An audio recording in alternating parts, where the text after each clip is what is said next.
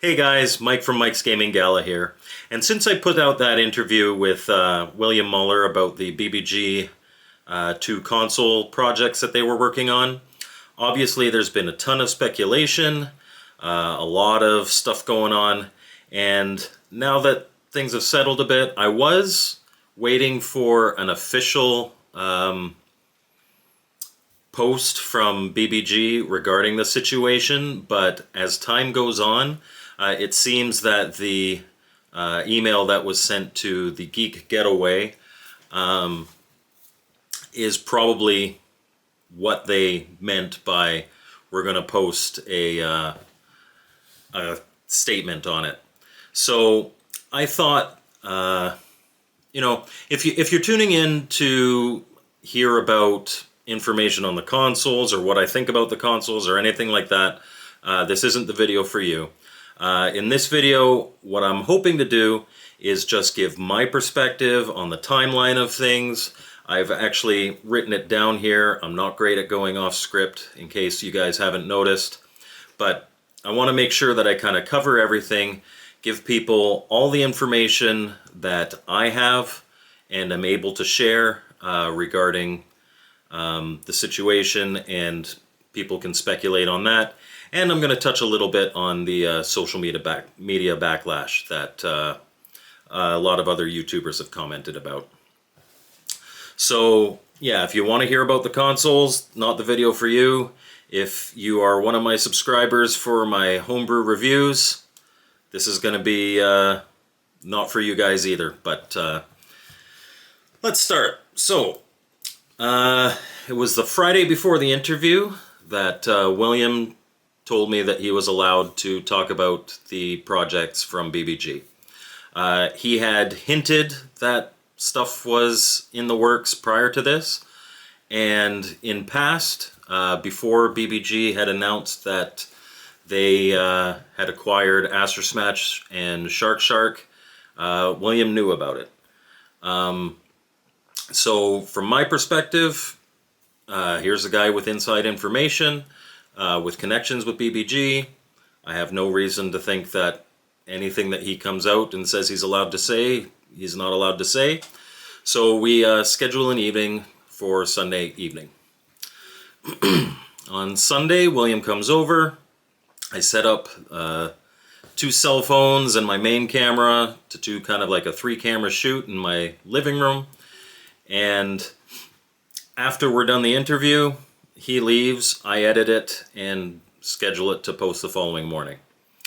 In that interview, William misspoke, and he said that BBG owned the original Intellivision library of games.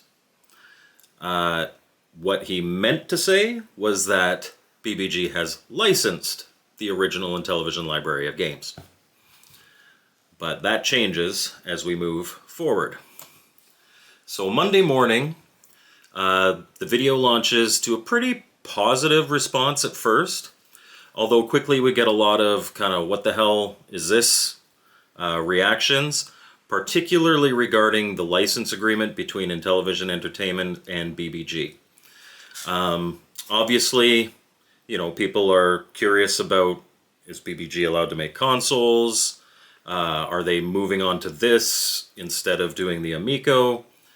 And has Intellivision Entertainment, sold all their properties, and this is just an indication that everything is now completely done, that they haven't communicated? That first day, BBG only had one clarification to make, and it was about the license, and they sent a message to William, which then I pinned on that video. And it said that BBG has a non-exclusive agreement to license the original Intellivision console OS and games. That was the only clarification that BBG wanted to make, which I think is pretty telling. They didn't say, we're not, these 2 consoles are not projects that are in the works or that we're working towards or anything like that. They just wanted to clarify the license agreement.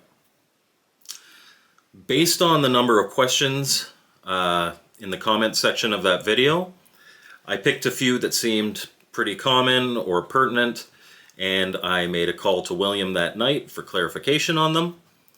And after talking to William, I shot a second video answering some of those questions the best that I could and the best that William could. The following day, Tuesday, reaction videos started to pop up.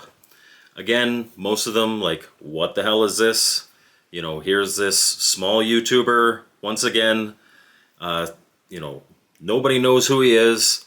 Unless you're in the Intellivision homebrew community, you have no idea who William Muller is. And they're talking about 2 new consoles when we're waiting for information about the Amico, what's going on. Lots of questions. There are some other videos saying that I'm full of crap or William's full of crap. But just lots of kind of buzz going on. But then John Alvarado posts on my second video. That's significant because it's the first communication that's come from Intellivision Entertainment in a long time. And the communication he wanted to make was to clarify their license agreement. And this is posted in my community post, but I will read it once more. John Alvarado said that, number 1, BBG has a limited, non-exclusive license to the Intellivision OS to publish software-emulated Intellivision classic games on modern platforms. They do not have a license to produce a hardware version of the OS. For example, they can't produce an Intellivision console with their current license. And number 2, BBG has a non-exclusive license for a subset of up to 60 games chosen from the Intellivision library of classic games. For example, they did not license the entire library. The specific games are to be determined with Intellivision, and then he goes on to, I am grateful for Stefan, the founder and president of BBG, for supporting Amico, etc., etc., etc. Obviously, the replies to his comments, which I didn't go and clean up, very quickly moved to, where's my refund, where's my product, you guys are a scam, all that stuff. He made a comment saying, you know, this isn't the place for talking about that stuff, and we're working hard, kind of just a corporate response. But then he made another comment where he said, correction to my correction. The number 60 was an estimate, not a cap. It could be more or fewer games. It depends on what games make commercial sense to port. Coming up with the final list is a collaborative process with BBG that is ongoing. So it's at this point that I kind of realize, okay, nobody knows, seems to know what this license agreement is. Even Intellivision Entertainment making an, I'm going to call it, an official post regarding the details of the license agreement has to make a correction and a clarification on their post.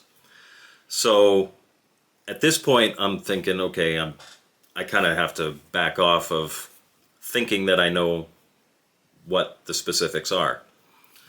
But behind the scenes, it wasn't until this point that shit kind of hits the fan. Purely speculation on my part, but after that post, or around the same time as that post, I have zero doubt that Intellivision Entertainment was giving shit to BBG, and BBG was passing on that shit to William.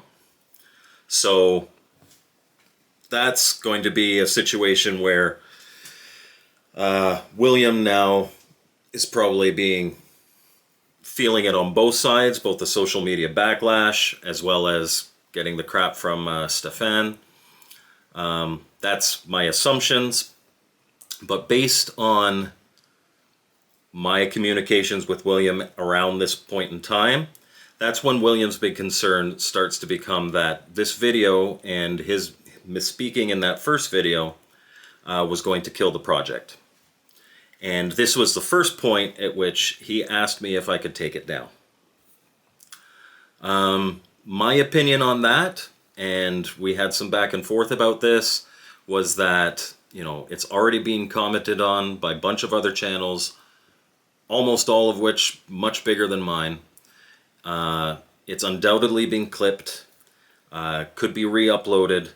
There's really no point to pulling those videos down.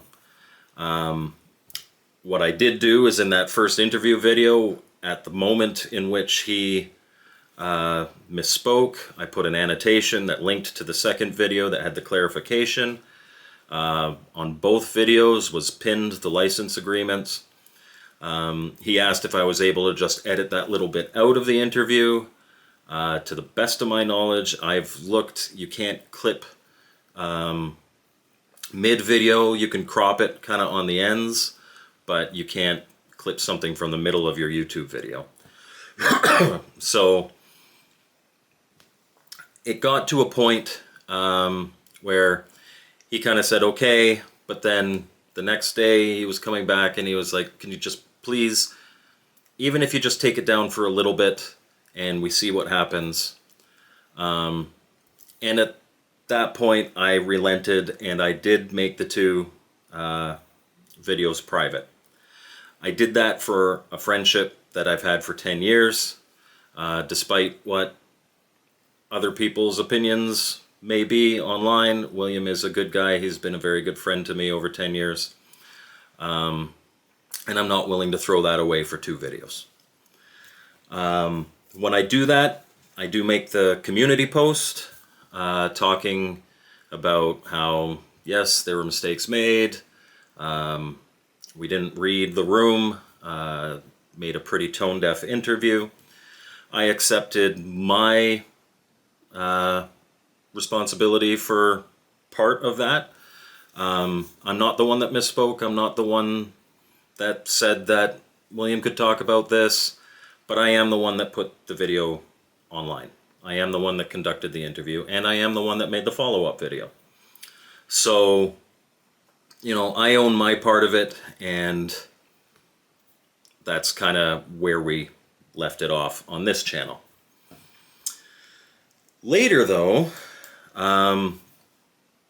we get a video that I will link in the description here on the Geek Getaways channel, where obviously he emailed BBG and Stefan Berenson replied to Tony and with a statement.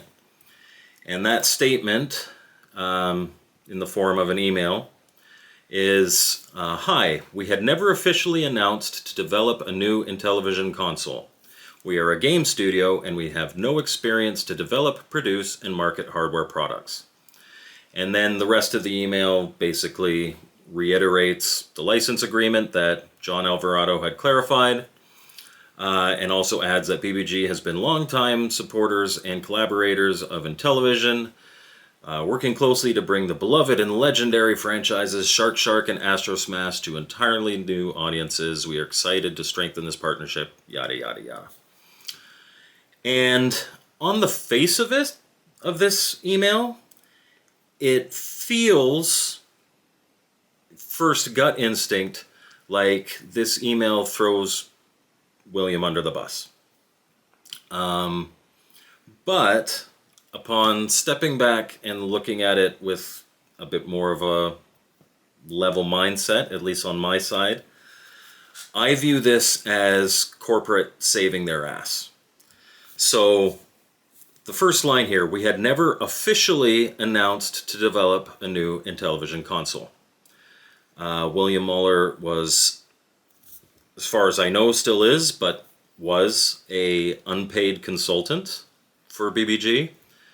And him getting permission to spread the word, whether Stefan meant hop on a YouTube channel and announce our two projects, I sincerely doubt that Stefan had that necessarily in mind. William has a lot of connections with Intellivision programmers that make original games for the Intellivision, and probably Stefan was thinking more along the lines of, you know, start reaching out to these programmers, see if they'd be interested in making, you know, the game upgrades or new games using these Intellivision 3 upgrades. Who knows? But anything that William said or would say rightly so, would not be considered an official announcement from BBG because he is not a BBG employee. So that statement is true. Both of these things could be true. The projects that William announced could be true, and the we have never officially announced could be true.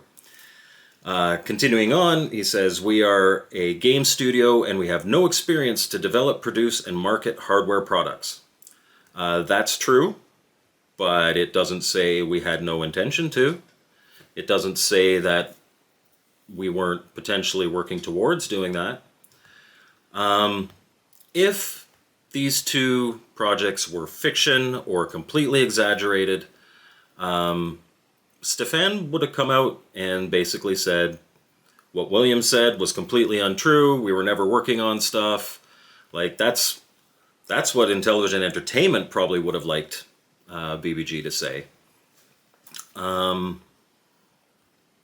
But the way this is phrased, and the fact that it wasn't until Intellivision Entertainment, or John Alvarado specifically, commented on my second video that BBG had any objection to anything other than just clarifying that licensing agreement, makes me view this statement as them saving their ass.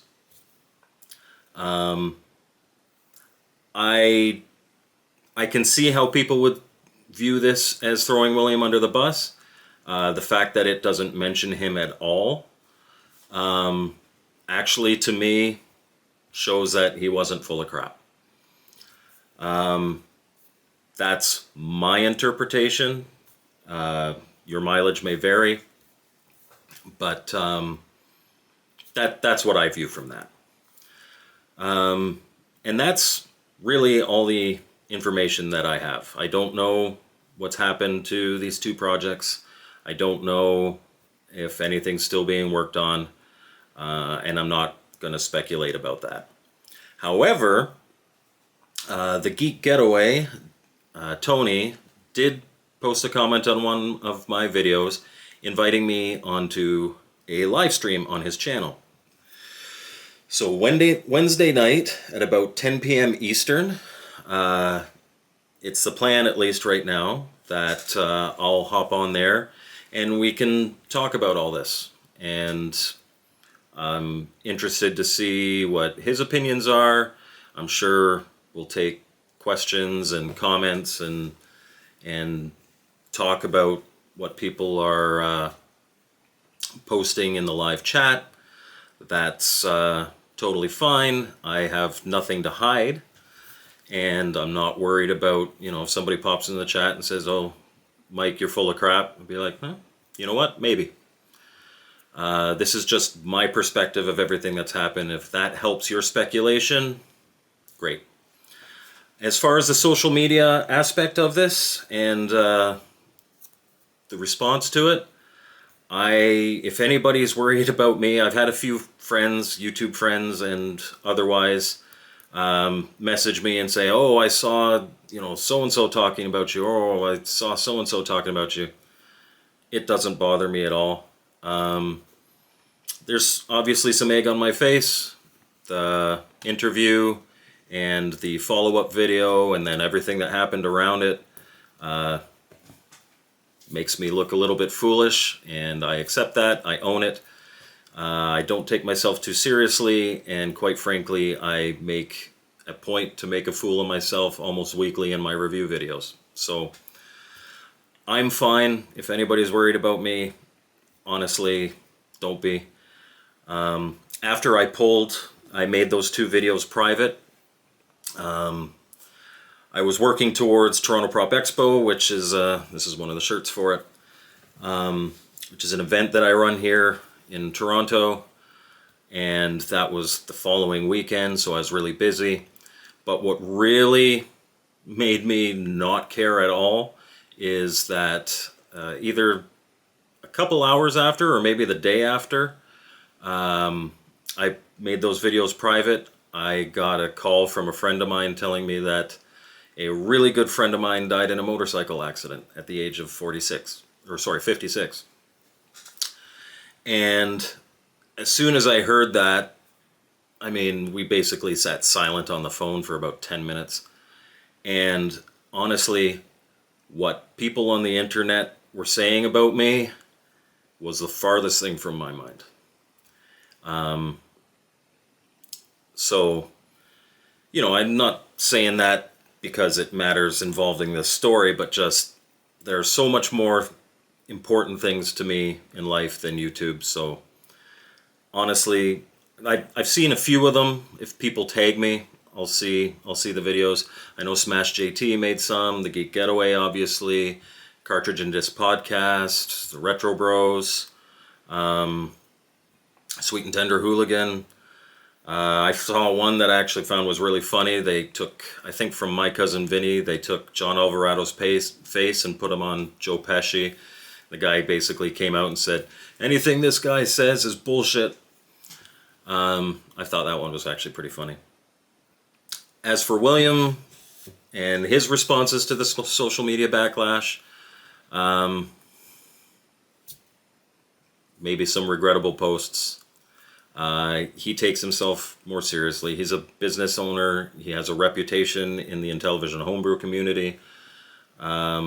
So he's probably going to be a little more sensitive to it. And I know, Adam's Family references and stuff like that honestly wouldn't bother me.